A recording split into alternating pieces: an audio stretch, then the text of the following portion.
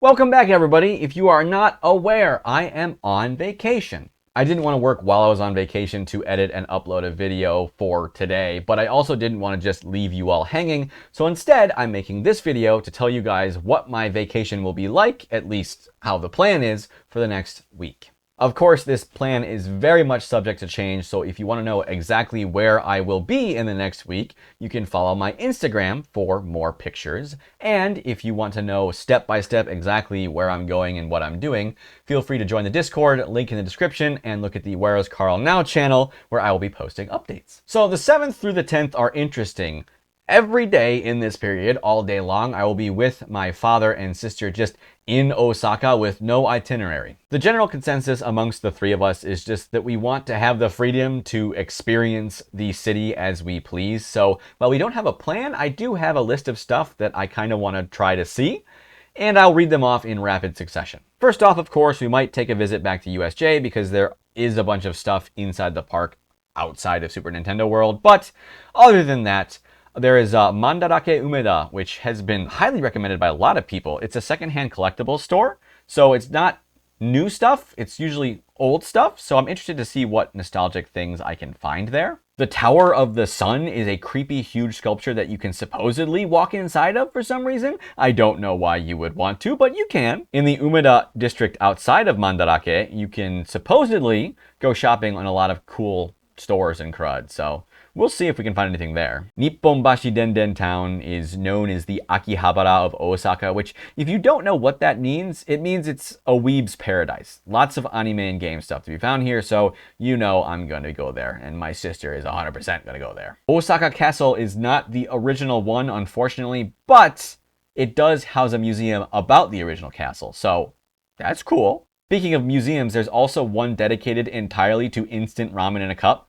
Like, it's literally just called the Cup Ramen Museum, so maybe got to check that out. Shinsaibashi Suji also has a lot of shopping, I'm told. There's a lot of collaboration cafes where temporarily some franchise of something will set up a themed cafe where you can get food that's related to it. And kudos to my sister for finding the Dead by Daylight Entity Cafe 2023, which I'm 100% going to go to. It's a Dead by Daylight themed cafe with merch, and if you buy food, they will give you a collectible card, and I definitely want to try to get them all. The other stuff is pretty darn expensive, though. Basically, the idea for these 4 days is just to kind of follow our ADHD brains. If we think, oh my god, I want to try takoyaki, what's the nearest takoyaki shop? Go there. So, I'm looking forward to this. But after the 10th is over, we will be waking up on the 11th, and it will be time to say goodbye to my father and sister. But I will be continuing on. I will be bound eastward on the bullet train, where hopefully I will be able to get a lovely view of Mount Fuji, and I will be getting off at Yokohama. The interesting thing about Yokohama this year is that it will be hosting the Pokemon World Championships, and I won't actually be able to do like anything related to Pokemon there. See, Pokemon decided, for whatever reason, maybe it was to make sure that the venue was not overcrowded, to hand out tickets, to do basically anything. But the method in which they handed out tickets was by lottery. And if you don't know, official Pokemon tournaments are usually like a Pokemon convention. In addition to the actual competition that's being held, there are a bunch of other stuff related to Pokemon being there. There's like a parade, a festival, the Pokemon Center will be setting up shop there, and of course you can view the actual competition. Now, I personally entered the lottery to watch the actual competition, go to the Matsuri, the festival, and to get some time to shop at the Pokemon Center. And the only one of those three that I actually won was the Pokemon Center. I was able to reserve a time to shop on the 13th, not the 11th. So literally the 11th, I have no events that I can go to. This is a side rant, not really relevant to my actual trip, but what the heck, Pokemon? You've got people flying in from all over the world that need to book their tickets well before 2 months in advance, and then you rely on their ability to actually participate in the event that they're going to on a lottery. And of the 10 people that I know that applied to get a ticket to watch the actual competition, 0 got it. So yeah, kind of sucks that I specifically went to Yokohama when I could have gone like directly to Tokyo, but I will be meeting up with some of the other friends that weren't able to get a spectator ticket, so it's not completely a wash. And after we all eat dinner, then I will be forwarding on to Tokyo. Where am I going to put my luggage this whole time? And in Tokyo, well, Here's where it gets interesting. See, I may or may not have been talking to a certain girl for about a year now, and we may or may not have decided to maybe or maybe not date after we meet up in Tokyo. And I may or may not be staying at her place for the duration of my time in Tokyo. We are not officially dating yet, and we've decided to not officially date until we actually meet up.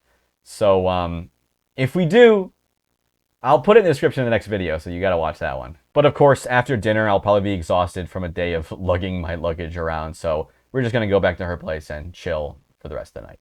Funnily enough, due to how my friend's job works, even though she had 7 days worth of time off to take, she can't take it successfully. So on the 12th, we're both just gonna wake up, eat breakfast, and then immediately go our separate ways.